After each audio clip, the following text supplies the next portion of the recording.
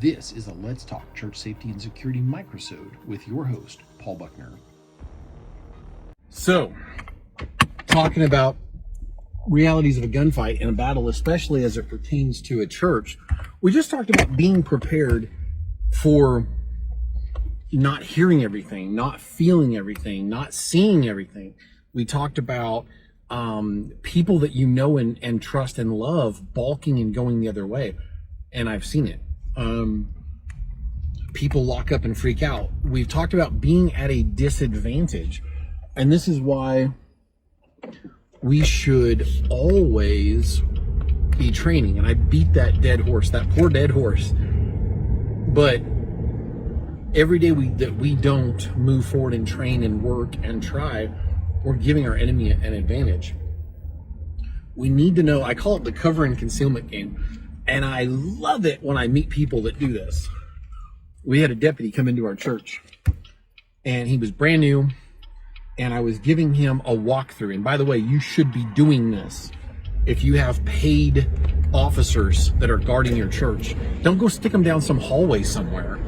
Walk them around the church, encourage them at certain times to walk around, show them where bathrooms are, where they can drop their gear and go to the bathroom and have a stall to protect their gear from somebody tampering with it or trying to take it, because that's a very real fear and they get written up. They get in big trouble for things like that.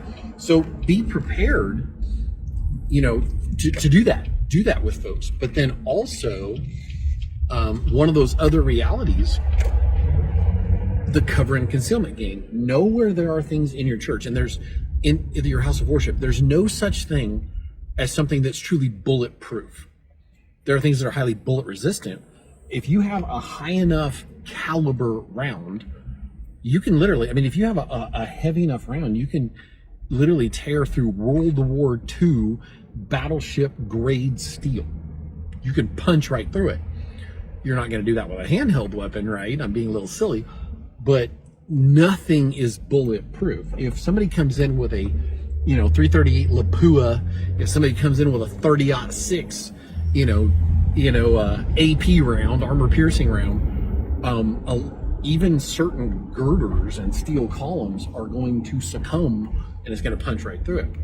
Now, that said, the odds are you're going to face something in a 30 caliber range that's probably not going to go through that girder. But I love it when people play the cover and concealment game and they go walking through their church, their house of worship, the restaurant, the convenience store, and they're looking at things that most objects in those environments are not covered. They will not stop a round. But what they will do is they will give you concealment long enough to maybe exact a counter ambush, because a lot of these attacks are ambushes. So that's the thing. Carrying enough gun for the fight. We've talked about that. Carrying a backup magazine, because you never know. You might be, lobbing rounds down a hallway to keep somebody's head down, keep them pinned down in a classroom until other people can get there. And I don't know about you, but I want more than 5 or 6 rounds. Right now on my body is a 15-round magazine in my Glock with a 17-round magazine in a little sidecar holster next to it with a, I've got a, right next to that, in my pocket is another 15-round magazine. Why? I fully intend to bring enough gun for the fight. And I want backup magazines. What if one of my magazines gets knocked out of my gun? Again, preparing ourselves for these things. The realities of a gunfight. It may not be, if we're going to protect our flock, our thought process should be different. Waiting on people to get there, waiting on law enforcement to arrive. We might need a longer barrel. James McGarvey talks about measuring diagonally the longest distance of his sanctuary and making sure that he can shoot across it. And this is coming from an instructor with a lot of experience.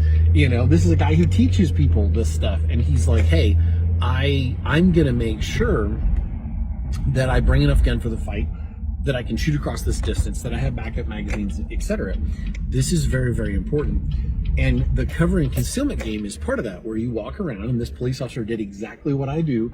As he went walking by this big metal post, he went ding ding with his hand, confirming that it was they literally would stop rounds, pistol caliber up through the 30 caliber rifle range. This would stop it. I love it. We should all be playing the cover and concealment game because of the realities of a gunfight.